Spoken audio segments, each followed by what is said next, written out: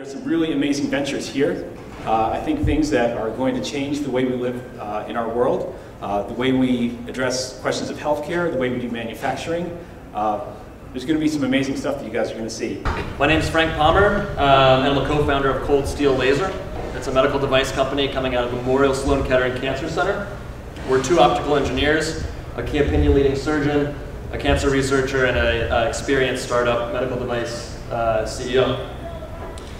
So your body is made up of a bunch of tubes, or lumens, and some of these are small, like your veins, and some of them are large, like your mouth.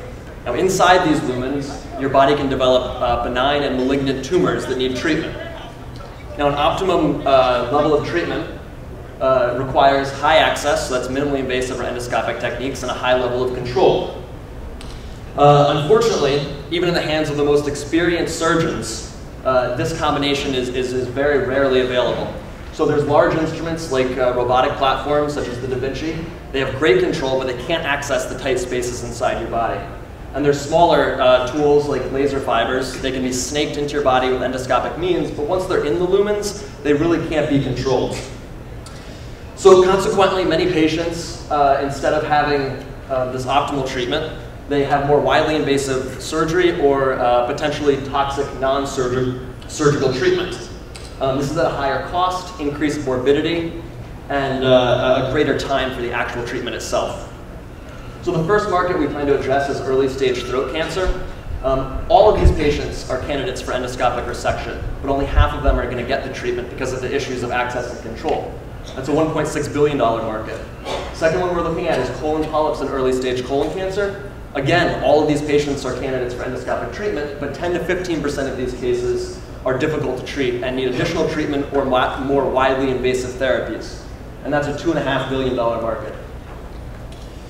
So to address this unmet need, ColdSteel Laser has created the RIGES device. So RIGES utilizes squiggle motors to rotate optical wedges, which in turn steer a laser beam remotely from deep inside the patient.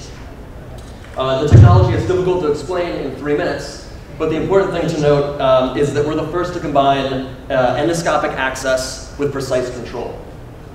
A defensible patent was filed in September 2010, and we selected our claims to protect against alternative solutions. Revenue comes from 3 sources. The first is a capital equipment expense. The second is a per procedure disposable, which is necessitated by the need for sterilization. And the third is an annual contract for maintenance and training. We offer a product 30% the price of our current clinical management. To date, we've engineered a working prototype which shows surgical feasibility and an ability to manufacture in volume. And we plan on completing animal testing by the end of this year. So just to summarize, current treatment for intraluminal diseases requires a high cost to payers and poor functional outcomes for patients. So what RIGES does is we decrease those costs, improve the functional outcomes, and increase the number of treatable cases. So thank you for your time, and I can take any questions.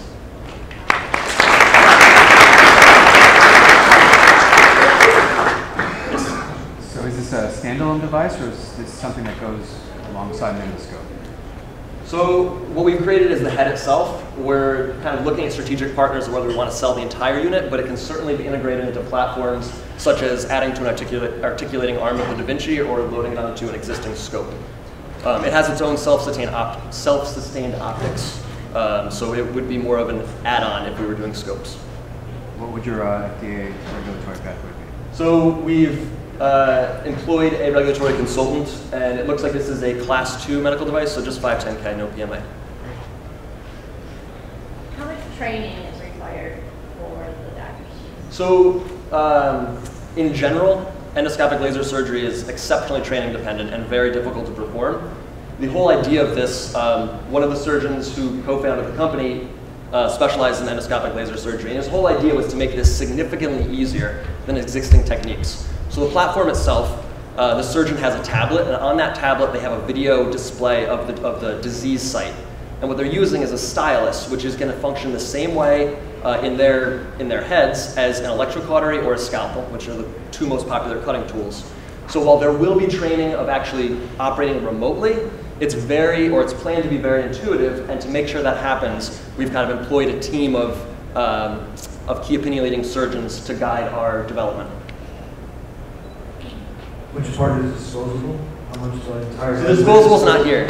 This is not disposable. So the plan is to have a disposable outer sheath through which instruments pass, which also has a focusing outer optic. So we don't believe that we can put this through autoclave or any kind of other sterilization methods that we've investigated. I was a little confused by your statement about your patent, that you submitted a patent for alternative ways to do it, but not the way you're doing it? Yeah, that was more as kind of a protective means. We believe that this is the best way, and after consulting multiple engineering companies for our next phase of development, this seems to be the most efficient cost-wise. But there are different ways you can steer lasers with mirrors. We don't believe that that can be miniaturized to the point where you can put it inside a patient. But in case it can, we've sought patent protection against that as well. What does 30% of the price of current implant? Yes, that's a very complicated number. So essentially, if you look at laryngeal cancer, all these early stage patients, which are 2/3 of the patients who have laryngeal cancer, are eligible for treatment with endoscopic means, but nobody's getting it. So instead they're getting more widely invasive therapies, and they're getting things like radiation therapy. Radiation costs 15.5 times more than endoscopic means. So that number is generated by looking at what the patient population is going through. So some people are still getting endoscopic surgery, so that's in the cheaper bunch, but the majority are getting these more expensive treatments. So the 30% basically looks at the macro level of what's being spent and how this can reduce those costs, if that answers your question. So what's the price, or what do you expect the price to be in terms of? So if you compare this to an existing endoscopic laser platform, it's very comparable in price. If you're comparing this to radiation therapy, or if we look in GI, patients are getting a endoscopic resection once, it fails, then they go back a second, third, fourth time, or they're getting open surgery, like colectomies. And those surgeries are 5-6 times more expensive. Radiation's 15.5 times more expensive. So the people who are already getting minimally invasive therapies, price is comparable. It's what we're really saving is those people who are getting widely invasive and toxic treatments. That's where all the cost savings come from. All right, let's wrap up there. Thanks very much, Frank. Thank you.